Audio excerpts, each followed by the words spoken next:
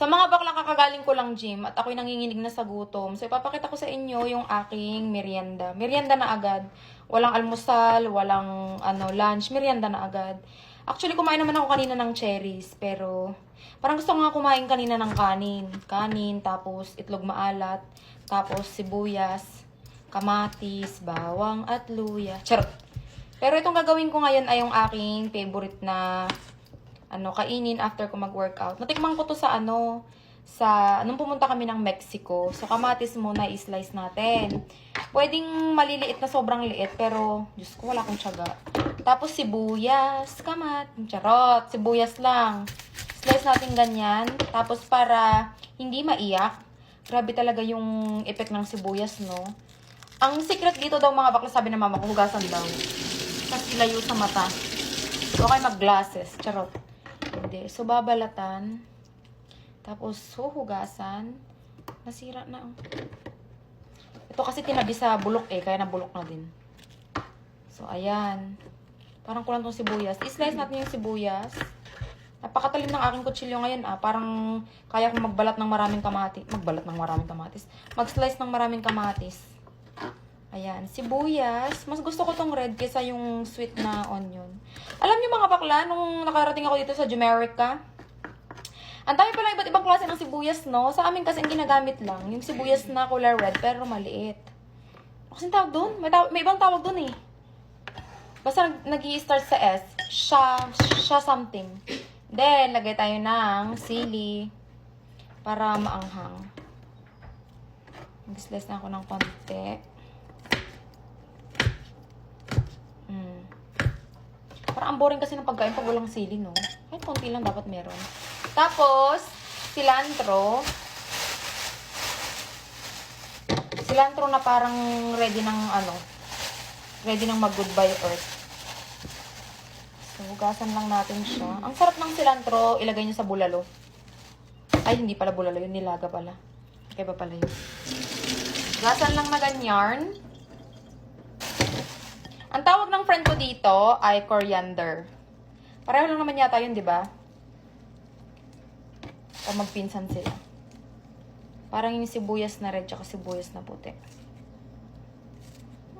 Sabi ko sa inyo, hindi na fresh tong cilantro. Ayan. Tapos, lalagyan natin ngayon yan ng asin. Oh, ganyang asin. Tapos, kung meron kayong fresh na lime. Kung wala, ito lang. Ay na, tayo pa magkakasin sa Sabrina mo. Uminom ka daw ng gamit ng te. Masarap yung naliligo yung mga kamatis sa sa lime. Tapos ang gagawin natin ngayon, meron ako ditong, wait lang, kukunin ko. Meron ako ditong tortilla, tapos lalagay ko sa air fryer. Maglalagay ako nito kasi tamad ako maghugas. Lalagay mo lang siya dito para tapon mo na lang ito, huwag ka na maghugas.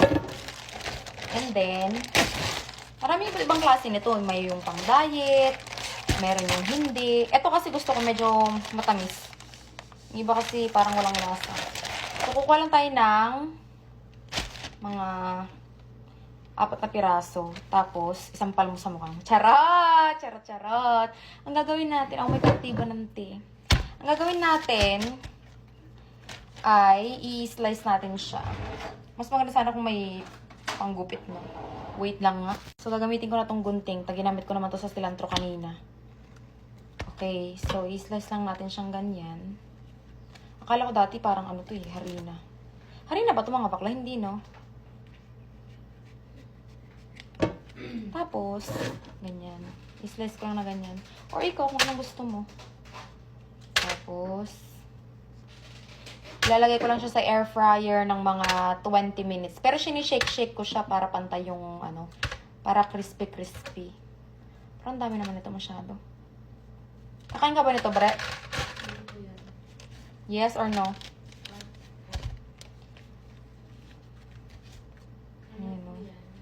Yung pinakain ko ay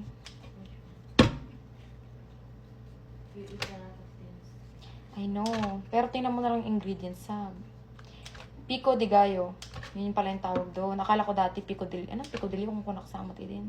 Pico de Gallo yata. O, diba? Masyado nang punong-puno dito sa air fryer. So, gagawin natin mamaya. Ano-ano na lang. Shake-shake na lang. So, eto na siya mga bakla. Luto na yung iba. So, ang gagawin ko dito... Pudo pa yung mga... So, yung gagawin ko dito, parang ang konti ng ano ko. Ang konti ng tawag po yun, kamatis. So, sasawsaw mo lang siyang ganyan. Ha? Garang. Ayan, dito na ako sa studio kakain. Magtatrabaho pa ako.